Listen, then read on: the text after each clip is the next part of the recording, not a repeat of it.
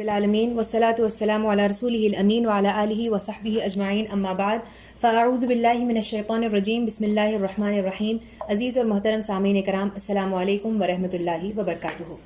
جیسے کہ ابھی آپ نے سماعت فرمایا، جس عنوان پر میں آج اظہار خیال کرنے جا رہی ہوں وہ ہے رجوع الی القرآن، یعنی قرآن کی طرف پلٹیے۔ عزیز سامعین کرام، اللہ رب العالمین نے اس دنیا کو بنایا، اس کو سجایا، اس کو مسخر کیا، اس کو خوبصورت بنایا۔ کئی ساری نعمتوں سے اللہ رب العالمین نے اس دنیا کو خوبصورت بنایا، اور اس کے بعد اللہ رب العالمین نے انسان کو اس دنیا میں اتارا۔ اس دنیا میں اتارنے کے بعد اللہ رب العالمین نے انسان کو یوں ہی نہیں چھوڑا، بلکہ اس کے بعد اللہ رب العالمین نے انسان کو یہ بھی بتلایا کہ اس کی زندگی کا مقصد کیا ہے، کیوں اسے اس دنیا میں بھیجا گیا ہے۔ یہ باتیں اللہ تعالیٰ نے صاف صاف طور پر انسان کو بتلا دی۔ اب چونکہ یہ پیغام انسانوں کو پہنچانا تھا، تو اللہ رب العالمین نے کئی سارے انبیاء کرام کو اس دنیا میں بھیجا کہ وہ آتے اور اللہ کا پیغام لوگوں تک پہنچاتے۔ کئی سارے انبیاء کرام آئے، آخری نبی محمد مصطفیٰ صلی اللہ علیہ وسلم اس دنیا میں آئے اور وہ بھی اس دنیا سے رخصت ہو گئے۔ آپ صلی اللہ علیہ وسلم کے جانے کے بعد جو چیز ہمارے پاس اوریجنل گائیڈ موجود ہے، یا وہ چیز جو ہمیں اسلام کے تعلق سے، ہماری زندگی کے مقصد کے تعلق سے بتا سکتی ہے،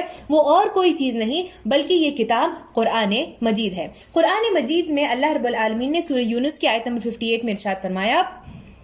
قل فضل اللہ وبرحمتہ فبذلک فلیفرحوا هو خیر مما یجمعون۔ کہا کہ یہ صرف اللہ کا فضل اور اس کی رحمت ہے کہ یہ نعمت تمہیں نصیب ہوئی ہے، یہ وہ چیز ہے جس پر لوگوں کو چاہیے کہ خوشیاں منائیں۔ جتنی بھی چیزیں دنیا میں لوگ سمیٹتے ہیں، قرآن کی نعمت ان سب سے بہتر اور قیمتی ہے۔ یعنی اللہ تعالیٰ نے کہا کہ میں نے تمہیں کئی ساری نعمتیں دی، کئی سارے تحائف انسان کو دیے گئے، لیکن ان تمام تحائف میں سے، ان تمام نعمتوں سے جو بہترین نعمت تمہیں عطا کی گئی ہے وہ دراصل قرآن مجید ہے۔ نبی کریم صلی اللہ علیہ وسلم کو اس دنیا میں بھیجا گیا تو بھی اسی مقصد کے لیے بھیجا گیا کہ اسی کتاب کے جو احکامات ہیں وہ میرے اور آپ تک پہنچائیں۔ اللہ تعالیٰ قرآن مجید میں کہتے ہیں، جیسا کہ بھیجا ہم نے تم میں سے ایک رسول جو تم ہی میں سے پڑھ کر سناتا ہے تم پر ہماری آیتیں، اور پاک کرتا ہے تم کو، اور سکھاتا ہے تم کو کتاب و حکمت، اور سکھاتا ہے تم کو وہ باتیں جو تم نہیں جانتے۔ یعنی وہ چیزیں جو اللہ تعالیٰ جانتے ہیں، وہ چیزیں ہم تک پہنچانے والے کون ہیں؟ وہ دراصل نبی کریم صلی اللہ علیہ وسلم تھے۔ یہ تمام باتیں بتلانے کے بعد، قرآن مجید کو اس دنیا میں بھیجنے کے بعد، اللہ تعالیٰ نے انسان کو آٹونومس پاور دے دیا۔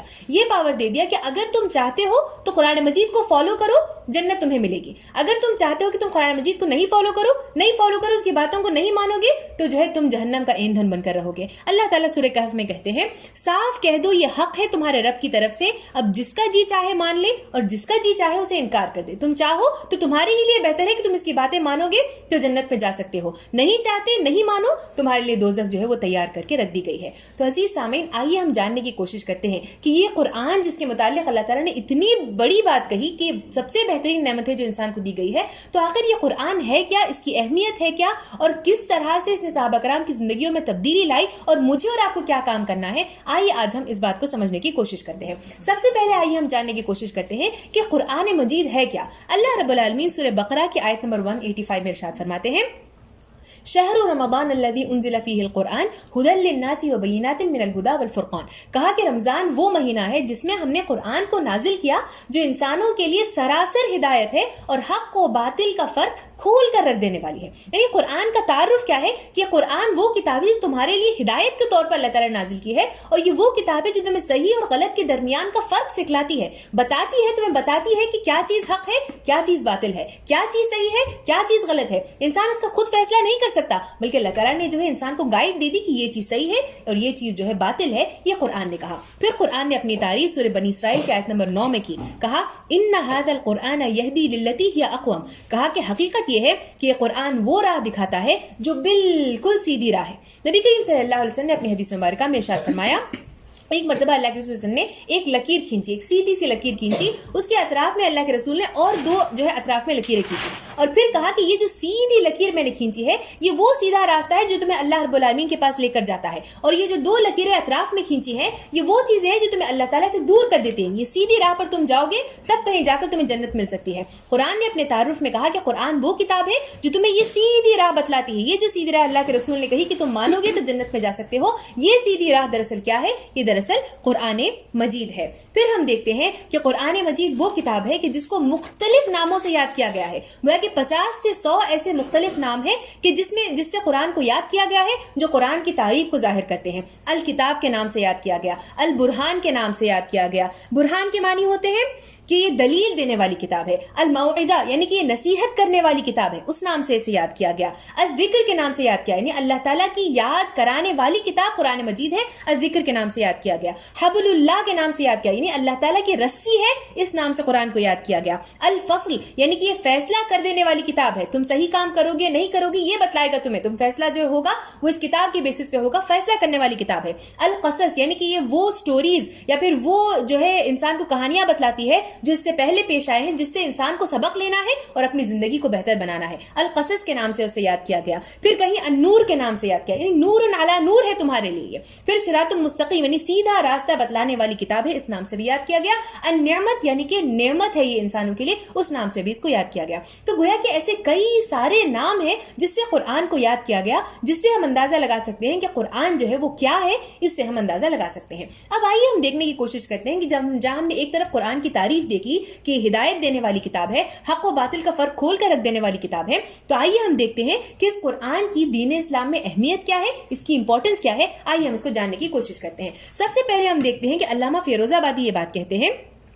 کہ کسی چیز کے ناموں کی کثرت سے اس کے کمال اور عظمت کا علم ہوتا ہے. اگر کسی چیز کو ہم مختلف ناموں سے یاد کرتے ہیں تو اس لیے کرتے ہیں کیونکہ ایک نام اس کی پوری ان چیزوں کی جو اہمیت ہے اس کو ایک نام سمو نہیں سکتا, تب کہیں جا کر ہم مختلف نام لیتے ہیں. اللہ رب العالمین کے ہم دیکھتے ہیں 99 مختلف نام ہیں جسے ہم اللہ تعالیٰ کو یاد کرتے ہیں. وہ کیوں ہے؟ کیونکہ اللہ تعالیٰ جو ہے اتنا جلال اور اللہ تعالیٰ کا یہ جو ہے اتنا زیادہ ہے, اتنا گلوریس ہے کہ ہم ایک نام سے اللہ تعالیٰ کو نہیں یاد کر سکتے. مختلف نام ہیں جن کو ملانے کے بعد جو ہے اللہ تعالیٰ کی جو خصوصیات ہیں وہ ظاہر ہوتی ہیں. ٹھیک اسی طرح سے قرآن مجید کو جو 50 سے 100 ناموں سے یاد کیا گیا ہے وہ اس لیے کیونکہ اتنی عظیم کتاب ہے کہ ایک نام القرآن میں آپ اس کی پوری اہمیت کو نہیں سمو لے سکتے, مختلف اس سے آپ کو یاد کرنا پڑتا ہے. گویا کہ اس سے ہم اندازہ لگا سکتے ہیں کہ قرآن کی کیا اہمیت ہے. پھر ہم دیکھتے ہیں کہ حدیث مبارکہ میں اللہ کے رسول صلی اللہ علیہ وسلم نے ارشاد فرمایا, جسے عبداللہ بن عمر رضی اللہ عنہ روایت کرتے ہیں, کہتے ہیں کہ جو ہے اللہ کے رسول نے کہا کہ جو ہے رش کرنا جو ہے یہ دین اسلام میں اس کی کوئی گنجائش نہیں ہے. حسد کرنا جو ہے اس کی کوئی گنجائش دین اسلام میں نہیں رہی, کہ آپ کسی کو دیکھ کر جو ہے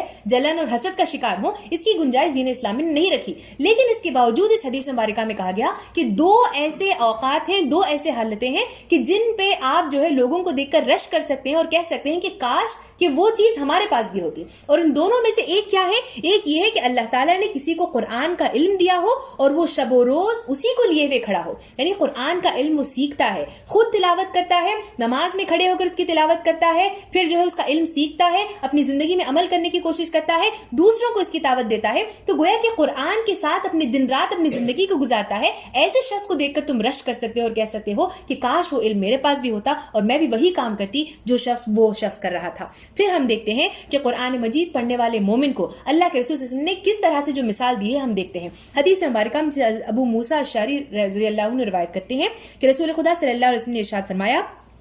کہ جو مومن قرآن مجید کو پڑھتا ہے اس کی مثال ترنج جیسی ہے. ترنج جو ہے ایک پھل ہے جسے انگلش میں برگیموٹ کے نام سے یاد کیا جاتا ہے. یہ ایک ایسا پھل ہے کہ جو بالکل دکھنے میں لیمو کی طرح کا ہوتا ہے, باہر سے بھی جو ہے اس کی خوشبو اتنی اچھی ہوتی ہے, جب آپ اس کو کٹ کر کے کھاتے ہیں تو بھی بہت ہی لذیذ ترین وہ پھل ہوتا ہے. تو اللہ کے رسول نے کہا کہ وہ مومن جو قرآن مجید کی تلاوت کرتا ہے, اس پر عمل کرتا ہے, اس کی مثال جو ہے اس ترنج کی سی ہے کہ باہر سے بھی جو ہے اس کے پاس آپ جائیں گے تو خوشبودار آپ اس سے کچھ سیکھ کر آئیں گے, اور اندر سے بھی اتنی مٹھاس ہوتی ہے اور اس کا دل اتنا صاف ہوتا ہے کہ قیامت کے دن بھی جو ہے اس کے لیے جنت ریڈی ہوتی ہے. تو ایسی مثال دی گئی. پھر وہ شخص, وہ مومن جو قرآن مجید کی تلاوت نہیں کرتا, اس کی مثال جو ہے کھجور کی سی دی گئی کہ اس سے کوئی خوشبو نہیں آتی ہے, لیکن جب آپ اس کو کھائیں گے تو اس کی مٹھاس محسوس کریں گے. تو گویا کہ باہر سے جب آپ اس مومن کو دیکھتے ہیں تو وہ مٹھاس اتنی, وہ خوشبو محسوس نہیں ہوتی, لیکن اندر سے جو ہے ایمان اللہ تعالیٰ کا اس دل کے اندر موجود ہوتا ہے. پھر کہا کہ وہ منافق جو قرآن مجید کی تلاوت نہیں کرتا, یعنی منافق وہ ہے کہ جو شخص کہتا ہے کہ میں مومن ہوں لیکن مومن کہنے کے باوجود دین اسلام کی جو احکامات ہیں انہیں پس پوش ڈال دیتا ہے,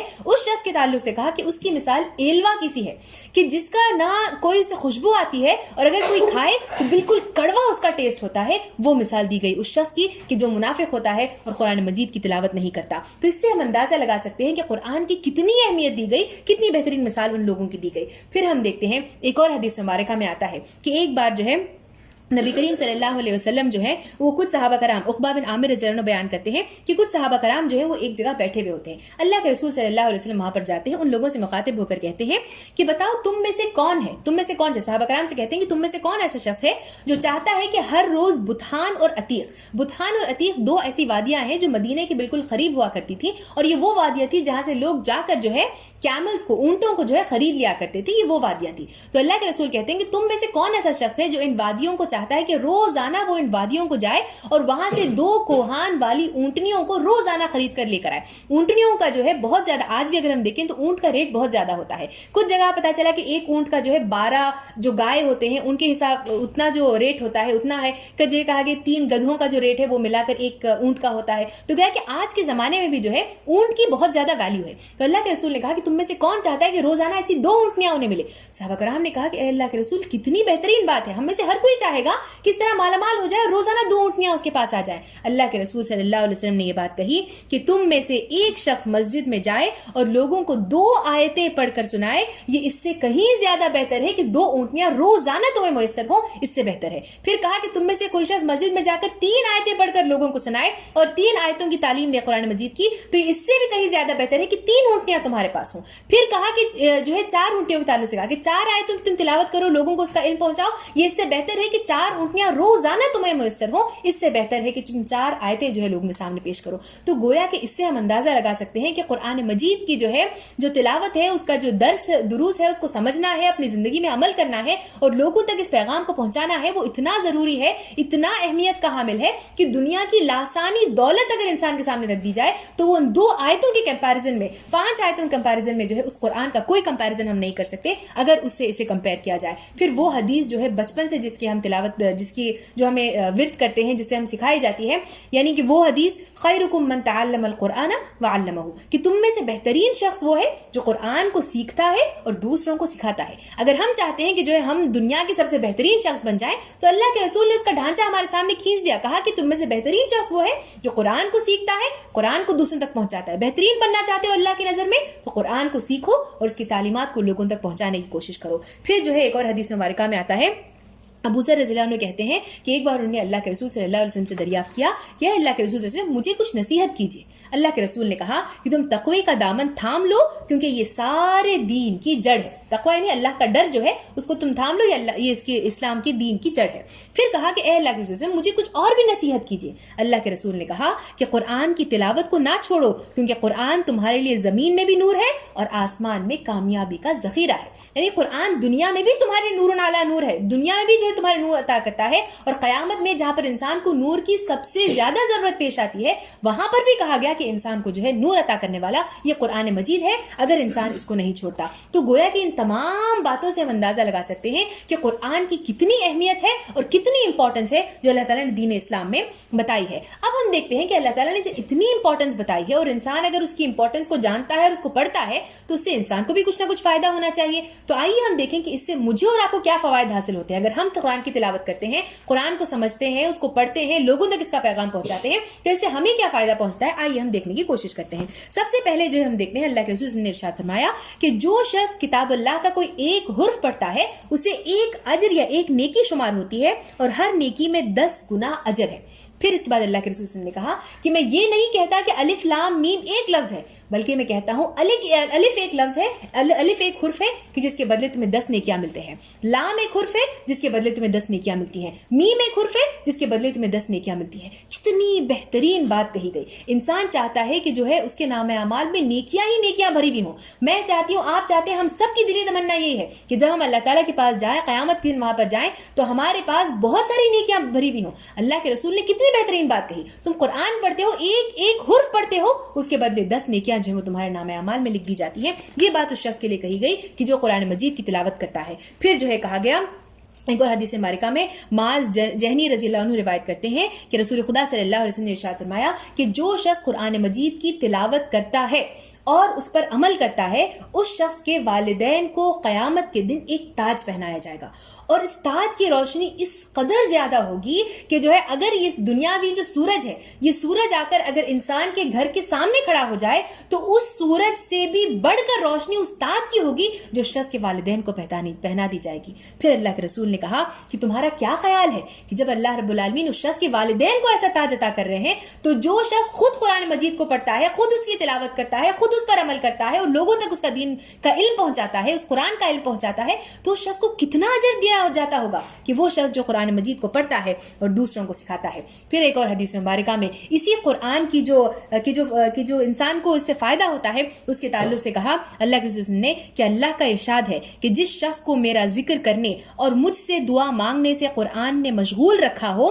میں اس کو وہ افضل ترین چیز دوں گا جو دعا مانگنے والوں کو دیتا ہوں۔ یعنی کہ ایک انسان ہے جو قرآن مجید کی تلاوت کرتا ہے اور قرآن مجید کی تلاوت کرنے میں اس قدر وہ مشغول ہے کہ وہ دعا اللہ تعالیٰ سے مانگ نہیں پاتا، اللہ کا ذکر نہیں کر پاتا، تو کہا کہ اس شخص کو بھی میں وہی چیز دوں گا ٹھیک اس شخص کی طرح کہ جو شخص مجھ سے دعا مانگتا ہے۔ کتنی بہترین بات! ہم سب چاہتے ہیں کہ ہمارے دل میں دعائیں ہیں، اللہ تعالیٰ ان تمام دعاؤں کو پورا کرے، ہم سب یہی چاہتے ہیں۔ اللہ تعالیٰ نے کہا کہ تم قرآن کو پڑھتے ہو اور اس کے بدلے اگر تمہیں وقت نہیں ملتا دعا کرنے کا تب بھی میں تمہاری تمام ان دعاؤں کو پوری کر دوں گا جس طرح اس شخص کی کرتا ہوں کہ جو شخص مجھ سے ہاتھ پھیلا کر دعا مانگتا ہے۔ اتنے سارے فوائد گنوائے گئے ان لوگوں کے لیے جو قرآن مجید کی تلاوت کرتے ہیں۔ پھر ایک اور واقعہ ہم دیکھتے ہیں جس سے ہم اس کا اندازہ لگا سکتے ہیں، جسے حضرت ابو سعید خدری رضی اللہ عنہ روایت کرتے ہیں۔ کہتے ہیں ایک صحابی کے بارے میں کہ ایک مرتبہ جو ایک مسجد میں جا کر نماز پڑھ رہے ہوتے ہیں، تو نماز پڑھ رہے ہوتے ہیں تو چونکہ پہلے زمانے میں جو سواری ہوتی تھی وہ گھوڑے یا پھر اس طرح کی سواری ہوتی تھی، تو وہ ایک گھوڑا بھی جو ہے اس پر سواری کر کے وہ آتے ہیں، گھوڑے کو جو ہے وہ باندھتے ہیں، اس کے بازو اپنے بیٹے کو بٹھاتے ہیں اور جا کر نماز پڑھنے کا آغاز کرتے ہیں۔ نماز پڑھتے ہیں تو زور سے جو ہے وہ تلاوت کر رہے ہوتے ہیں قرآن کی۔ جیسے ہی وہ زور سے تلاوت کرتے ہیں تو دیکھتے ہیں کہ جو گھوڑا ہے وہ زور زور سے جو ہے آوازیں کر رہا ہے اس طرح سے، تو جو ہے وہ پھر تھوڑا سا خاموش آہستہ تلاوت کرنے لگ جاتے ہیں، تو گھوڑا بھی جو ہے آہستہ یہ ہو جاتا ہے، شانت ہو جاتا ہے۔ پھر تھوڑی دیر بعد پھر زور سے تلاوت کرتے ہیں، پھر دیکھتے ہیں کہ پھر وہ گھوڑا بہت ساری آوازیں کر رہا ہے۔ پھر اس طرح 2-3 مرتبہ ہوتا ہے، وہ ہوتا ہے تو کچھ دیر کے بعد انہیں جو ہے ڈر لگتا ہے کہ اس کے بازو ہی، اس گھوڑے کے بازو جو ہے ان کا بیٹا بیٹھا ہوا ہے، کہیں ایسا نہ ہو کہ وہ گھوڑا جو ہے کچھ ایسا کر دے جس سے میرے بیٹے کو تکلیف پہنچے۔ تو جو ہے وہ جلدی سے آہستہ پڑھتے ہیں، نماز ختم کرتے ہیں، اس کے بعد جو ہے اللہ کے رسول کے پاس جا کر یہ سارا ماجرا جو ہے وہ پیش کرتے ہیں اور کہتے ہیں کہ اللہ کے رسول ایسا ایسا ہوا میرے ساتھ۔ یہ ہونے کے بعد جب میں وہاں سے باہر نکلا تو ایک سایہ سا جو ہے مجھے نظر آیا اور اس کے بعد جو ہے میں یہاں پر جو ہے چل کر وہاں سے نکل گیا۔ تو اللہ کے رسول صلی اللہ علیہ وسلم ان سے پوچھتے ہیں کہ کیا آپ کو پتا ہے کہ وہ کیا تھا وہ سایہ جو آپ نے دیکھا؟ کہتے ہیں کہ نہیں، میں نہیں جانتا کہ وہ کیا تھا۔ اللہ کے رسول صلی اللہ علیہ وسلم کہتے ہیں کہ وہ فرشتے تھے جو تمہارے قرآن پڑھنے کی آواز سن کر تمہارے قریب آئے تھے۔ کتنی بہترین بات! ہم چاہتے ہیں کہ لوگ ہمیں اپریشیٹ کریں، لوگ ہمیں سنیں، کوئی ہمیں سننے والا ہو، کوئی ہماری بات سننے والا ہو۔ کتنی بہترین بات کہی گی کہ تم قرآن کی تلاوت کرتے ہو تو فرشتے تک آ کر تمہاری تلاوت کو سنتے ہیں اگر تم قرآن مجید کی تلاوت کرو۔ صرف اتنا ہے کہ تمہیں کچھ وقت نکال کر اپنی زندگی کا تلاوت قرآن کے لیے نکالنا ہے، اس کے بدلے خود فرشتے آ کر جو ہے تمہاری بات کو سنتے ہیں۔ یہ بات کہی گئی۔ پھر حدیث مبارکہ میں کہا کہ لوگوں میں سے بعض وہ لوگ ہیں جو اہل اللہ ہیں۔ تو صحابہ کرام نے پوچھا کہ اللہ کے رسول اہل اللہ کون ہے؟ اللہ کے اہل جو ہے یہ کون لوگ ہیں؟ اللہ کے رسول نے فرمایا کہ قرآن والے اہل اللہ ہیں اور اس کے خاص بندے ہیں جو قرآن مجید کی تلاوت کرتے ہیں، قرآن کو اپنی زندگی کا جو ہے صبح اور شام قرآن کے ساتھ اپنی زندگی گزارتے ہیں۔ تو کہا کہ یہ لوگ اہل اللہ ہیں، اللہ کے اہل ہیں۔ یہ اس شخص کے لیے کہا گیا کہ جو شخص جو ہے اپنی زندگی کو قرآن مجید کے مطابق ڈھالتا ہے۔ عزیز سامعین کرام، آئیے اب ہم دیکھنے کی کوشش کرتے ہیں کہ جب قرآن کی اتنی اہمیت ہے، اتنی فضیلت ہے، اور ہم نے کئی سارے صحابہ کرام کو اور خود نبی کریم صلی اللہ علیہ وسلم کو اپنی زندگی میں جو ہے قرآن مجید کا جس طرح سے انہوں نے اپنی زندگی میں، جو عائشہ رضی اللہ عنہا نے کہا کانا خلقہ القرآن، کہ آپ صلی اللہ علیہ وسلم قرآن کا چلتا پھرتا نمونہ تھے، تو اس طرح کا جو نمونہ انہوں نے پیش کیا، آئیے ہم دیکھنے کی کوشش کرتے ہیں واقعات کے ذریعے سے کہ لوگوں کی زندگیوں میں کس طرح سے تبدیلی آئی جب لوگوں نے قرآن مجید کی تلاوت کو اپنی زندگی کا حصہ بنایا۔ سب سے پہلے ہم دیکھتے ہیں کہ ایک مرتبہ ابو سعید خدری رضی اللہ عنہ روایت کرتے ہیں کہ ایک مرتبہ کئی سارے مہاجرین کے بیچ وہ بیٹھے ہوئے تھے۔ مہاجرین وہ لوگ ہیں کہ جو مکے سے ہجرت کر کے مدینے کی طرف آئے تھے، تو یہ وہ لوگ تھے جنہوں نے اپنے گھر بار، مال و دولت، محبتیں، رشتہ دار، ہر چیز جو ہے چھوڑ کر، ہر چیز کو جو ہے پیچھے ڈال کر صرف اور صرف قرآن مجید کی ہدایات کو اس دنیا میں نافذ کرنے کے لیے جو ہے وہ مکہ سے چھوڑ کر مدینے کی طرف آئے تھے۔ ابو سعید خدری رضی اللہ عنہ کہتے ہیں کہ میں کچھ صحابہ کرام کے درمیان بیٹھا ہوا تھا اور جو ہے ان کا حال یہ تھا کہ چونکہ ان کے پاس مال و دولت نہیں تھی تو کپڑے ان کے پاس اتنے نہیں تھے کہ وہ اپنے آپ کو ڈھانک سکے, تو ایک دوسرے کی اوٹ لے رہے تھے, ایک دوسرے سے جو چھپنے کی کوشش کر رہے تھے, اور انہی میں سے ایک صحابی تھے کہ جو قرآن مجید کی تلاوت کر رہے تھے. اس وقت اللہ کے رسول صلی اللہ علیہ وسلم وہاں پر آتے ہیں. جیسے ہی وہ وہاں پر آتے ہیں وہ صحابی جو ہے بالکل خاموش ہو جاتے ہیں, اور پھر اللہ کے رسول آ کر ان کے درمیان بیٹھتے ہیں, اور بیٹھنے کے بعد کہتے ہیں کہ تم لوگ ایک حلقہ قائم کرو. جو ہے اس طرح سے جو ہے حلقہ قائم کیا جاتا ہے, بیٹھتے ہیں, اور اس کے بعد اللہ کے رسول صلی اللہ علیہ وسلم سے مخاطب ہو کر کہتے ہیں کہ اے مفلوق الحال مہاجرین, خوشخبری ہو تمہیں اس مکمل نور کی جو قیامت کے روز تمہیں حاصل ہوگا. تم دولت مندوں سے آدھے دن پہلے جنت میں داخل ہو جاؤ گے. آخرت کا آدھا دن دنیا کے 500 سال کے برابر ہے. اتنی بڑی بات کہی گئی کہ جو شخص مال و دولت کو ہر چیز سے بڑھ کر جو قرآن کو اہمیت دیتا ہے, قرآن پر انہیں اتنا بھروسہ تھا, اتنا یقین تھا کہ اللہ کے رسول انہیں مکہ سے مدینہ لے کر آئے, لیکن چونکہ اللہ تعالیٰ نے قرآن مجید میں کہا ہے کہ انہیں جنت ملنے والی ہے, اور چونکہ انہیں اتنا یقین تھا, انہیں نہ مال و دولت سے کوئی غرض تھا, نہ دنیا کی کسی چیز سے غرض تھا, وہاں پر بیٹھے ہوئے ہیں تو بیکار کی باتوں میں اپنا وقت ضائع نہیں کر رہے, بلکہ وہاں پر بیٹھ کر بھی قرآن مجید کی تلاوت کر رہے ہیں. تو اللہ کے رسول نے کہا کہ خوشخبری ہو تمہیں کہ قیامت کے دن تمہیں نور عطا کیا جائے گا. قیامت کا وہ دن کہ جہاں پر کوئی انسان کا ساتھ دینے کے لیے تیار نہیں ہوتا, وہاں جہاں پر انسان کو جو ہے پلسرات پر سے گزرنا ہوتا ہے, اس اندھیری جگہ سے انسان کو گزرنا ہوتا ہے, ویسے وقت میں جو نور انسان کو ملتا ہے وہ ایسی ہی چیزوں سے ملتا ہے. قرآن پڑھنے سے, تہجد پڑھنے سے, مختلف دین اسلام کی انسان جو کام کرتا ہے قرآن کو نافذ کرنے کے, ان مختلف کاموں کے ذریعے سے انسان کو نور ملتا ہے. کہا کہ یہ نور جو انسان کو عطا کیا جائے گا وہ قیامت کے دن آدھے دن پہلے یہ مہاجرین جنت میں جائیں گے, اور وہ آدھا دن دنیا کے 500 سال کے برابر ہے. یعنی دنیا کے تمام لوگوں سے 500 سال پہلے مہاجرین کو جو ہے اللہ رب العالمین جنت دے گا, اس لیے کیونکہ انہوں نے ہر چیز سے بڑھ کر قرآن مجید کو رکھا. پھر صحابہ کرام کہتے ہیں, ایک اور ہم دیکھتے ہیں کہ صحابہ کرام کہتے ہیں کہ جو ہے ہم نے سورہ بقرہ کو یاد کرنے میں پورے 10 سال لگا دیے. تو لوگ حیران و پریشان ہو گئے کہ بھئی 10 سال آپ ایک سورت کو یاد کرنے. آج ہم دیکھیں حافظ قرآن جو ہے 2 سالوں میں لوگ جو حافظ بن جاتے ہیں, تو 10 سال انہیں جو ہے اس طرح سے کیوں لگے؟ تو جو اس سے معلوم ہوا کہ صحابہ کرام کہتے ہیں کہ ہم 8 آیتوں کو پڑھتے, اس کو سیکھتے, اس کو اچھی طرح سے سمجھتے, اس پر عمل کرتے, اس کو اپنے دل میں محفوظ کر لیتے, اپنی زندگی کا حصہ بنا لیتے, پھر جو ہے ہم 8 آیتیں پڑھتے, 8 آیتیں پڑھتے, اس کو حفظ کرتے, تجوید ہر چیز کرتے, اس کو اپنی زندگی میں جو ہے جاری و ساری کرنے کی کوشش کرتے, پھر ہم اگلی 8 آیتوں کی طرف جاتے. تو گویا کہ یہ جو طرز عمل تھا ان لوگوں کا, یہ اللہ تعالیٰ کو بڑا محبوب تھا کہ قرآن کو صرف طوطے مینا کی طرح رٹ کر پڑھ لینا یہ مقصد نہیں تھا, بلکہ قرآن کو پڑھنا, اس کو سمجھنا, زندگی میں جاری و ساری کرنا, یہ دراصل وہ چیز ہے جو اللہ رب العالمین مجھ سے چاہتا ہے اور جو اللہ تعالیٰ آپ سے چاہتا ہے. پھر ہم دیکھتے ہیں صحابہ کرام کا وہ